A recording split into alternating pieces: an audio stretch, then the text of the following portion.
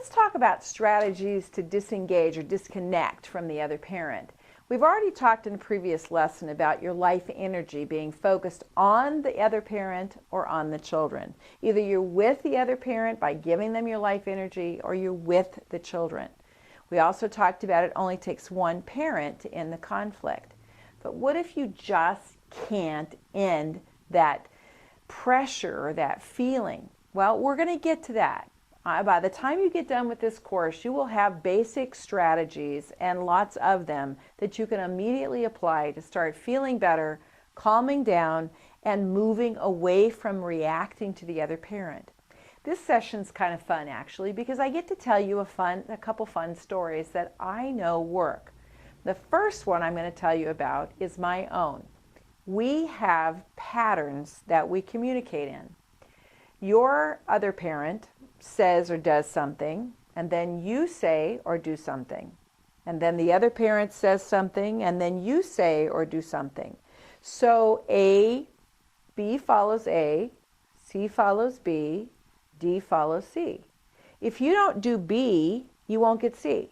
If we understand the power of using that to disengage from the other parent, we're good. And I have a mentor that I worked with for years and years who helped me with a lot of strategies. And one day I was complaining to him that it seemed like no matter what I did, I always woke my ex up wrong. If I didn't wake him up, I should have let him sleep in. And if I woke him up, then I should have let the alarm clock go off. And if I let him sleep in, I should have kissed him awake. It was never right. So I was complaining to him, and so he asked me a few questions, and then he said to me, Deena, this is your relationship. You wake him up wrong, and he starts complaining. You're right. And then you, being the nice person that you are, you shut up and take it. Yeah, that's right. And he says, and then he complains some more, and you shut up and take it, and he complains some more, and it happens all day long until about 5 o'clock in the evening. And then you say, you know, if you can't say anything nice, don't say anything at all. And then he says, oh, I'm sorry, let me take you to dinner, let me take you to bed, or let me buy you flowers. Yeah, that's what I have. I have this pattern that I wake him up wrong, he complains, he follows me around all day long complaining, I say, you know, nothing, or then finally I blow up and I say, if you can't say anything nice. No, that's really not a skill. And so then we start over the next day, and we have the same routine. And I go, yeah, that's what I have. And he said, so let me explain about A, B, C, D. If you don't do C, you won't get D. Oh, but I don't know how. So see, I can't change whether he wakes up right or wrong, or if he complains about me, right? Think about it. How many times have you been able to do anything correct when the other parent's complaining about you? Chances are none. So I already knew I couldn't fix that, but I could learn to react differently. So I said to him, well, let's see, what could I do? And we spent about 20 minutes. He said, what about this? No, I can't do that. What about that? No, I can't do that. No, I can't do that. And finally he said to me, I know. How about saying, thank you for sharing? Well, that struck me pretty darn funny.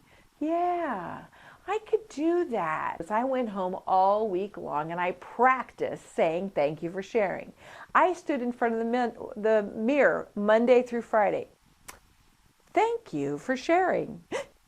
Thanks for sharing. Thank you for sharing. Thanks for sharing. I practiced it until it became part of my repertoire.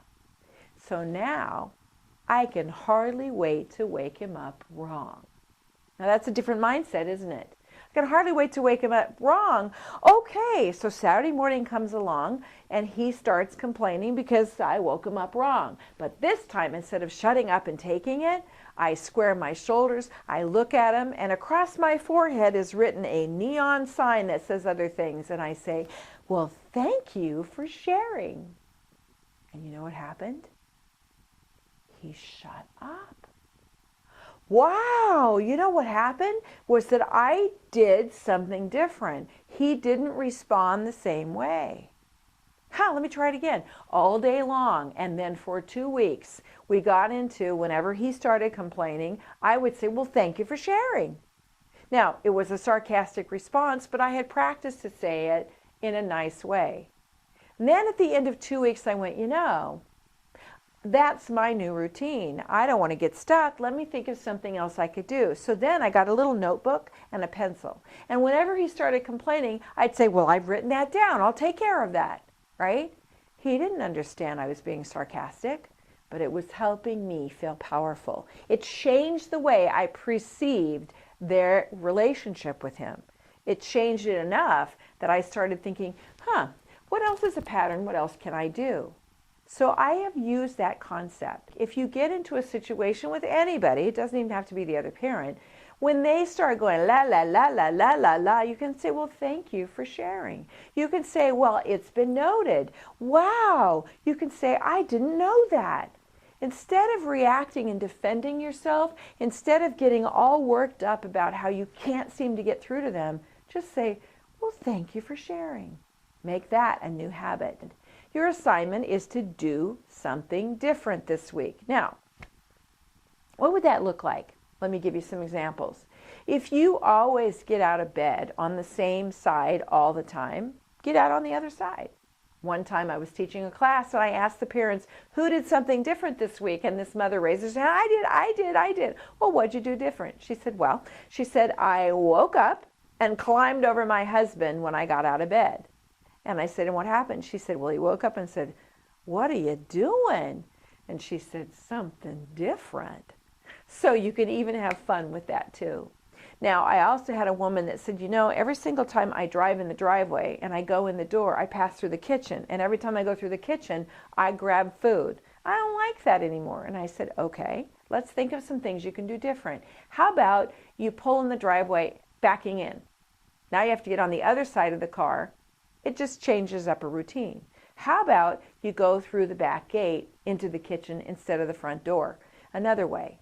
How about you don't go home at that time? How about you bring a snack with you, or you drive through and get something different and you sit in the car and you eat at 100 bites, you chew it.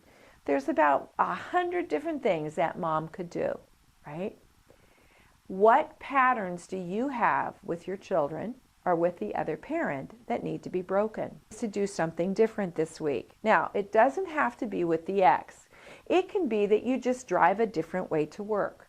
I asked parents again in another class, who did something different this week? And this father raised his hand, well, I did. He said, well, I decided to drive my child a different way to school that day. What I didn't know was there was construction, and it took us 40 minutes to get to school. I said, oh. He said, no, it was good. I said, it was? Well, he says, my junior high kids started saying, Dad, you drove a separate way. This is silly. And he said, no. You see, I'm talking to you. When I drive you to school normally, it takes 5 minutes and we don't talk. He said, it was a wonderful opportunity. Yeah, we were late, but I learned something different. I learned that when I try to do the same thing all the time, I get the same results. If I want a different result, I change things up. Now think about that. If I assign you the opportunity to do something different every single day, you can drive a different way to work. You can eat dessert first. You can take a shower with sunglasses on. You can go to bed on the other side. You can move your alarm clock to the other side of the room. You can do 1,000 things different every single day of the week. And so what happens is it opens up your thought process. It allows you to start thinking about different things you can do to not be stuck. When you're not stuck, you can focus on the kids. When you're not stuck, you can look at the other parent in a different light and go, I'm not going to give you my life energy. It's really important you change up the way you respond to the other parent. Parallel parenting. Control the contact and the communication. Get your court order tight. Do all communication in writing only. No face-to-face exchanges. But if you have to do something face-to-face, if you have to do something different, change it up. I'll see you in the next lesson.